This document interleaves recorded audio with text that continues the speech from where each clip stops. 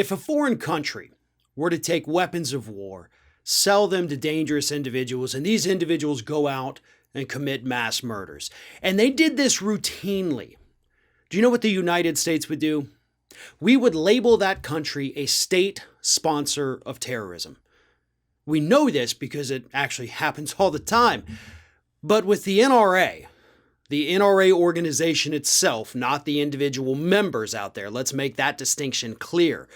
What I'm about to say does not apply to the average card-carrying member of the National Rifle Association, but to the leadership of that organization itself.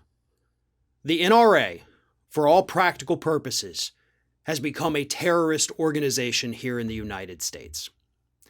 They actively fight against any kind of gun control measures that are broadly supported not just by the general population here in the United States by over 80%, but also 70+% of their own members support expanded background checks, which is all we're trying to do in this country, in addition to banning assault weapons. Yet the NRA, at every possible turn, has been funding politicians who then go and vote against their own constituents, vote against the own NRA members' wishes to keep weapons of war on our streets, and to prevent as much oversight as possible so that we might be able to keep these weapons out of the hands of dangerous individuals. What happened in Boulder earlier this week is Exhibit A of all of this. About 10 days before the tragedy occurred, a court in Colorado actually struck down an assault weapons ban. The NRA got on social media and boasted about that, bragged about it. They won, we beat it.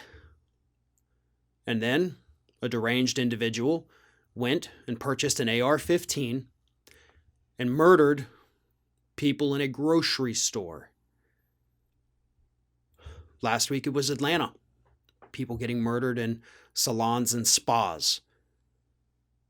Because of this terrorist organization, the NRA, and again, I'm talking about the organization, the leadership, their activities, not the individual members of it. But because of this organization, we're not safe. We're not safe to walk our streets. We're not safe to go into grocery stores. We're not safe to go into a salon. And it's because of them, and it's because they are terrorists. On top of that, what about the investigations into the alleged foreign money pouring into this organization? Right? We've got governments that aren't exactly friendly to the United States allegedly putting money into the NRA, and still Republican politicians and even some Democrats refuse to stand up to them. This is insane that we are continuing to allow this to happen. Again, if a foreign country was doing this, taking money from other countries that are hostile towards the United States, using these weapons, putting it in the hands of individuals who go out and commit mass murders, we wouldn't hesitate to classify them as a state sponsor of terror. So I ask again, why the hell are we tolerating this from the NRA? The American people want gun control. Huge majority of them. Huge majority of NRA members want gun control. But the NRA itself wants one thing and one thing only, and that's money. Because that's what this all boils down to, is money. They've been caught in the past boasting about the fact that mass shootings are great for business for them. Because every time there's a mass shooting, do you know what follows it? Other than typically another mass shooting, a flurry of gun buying, bullet buying. And that is what actually funds the NRA. The gun industry itself. Not the individuals paying their membership to it. That's pennies for the NRA.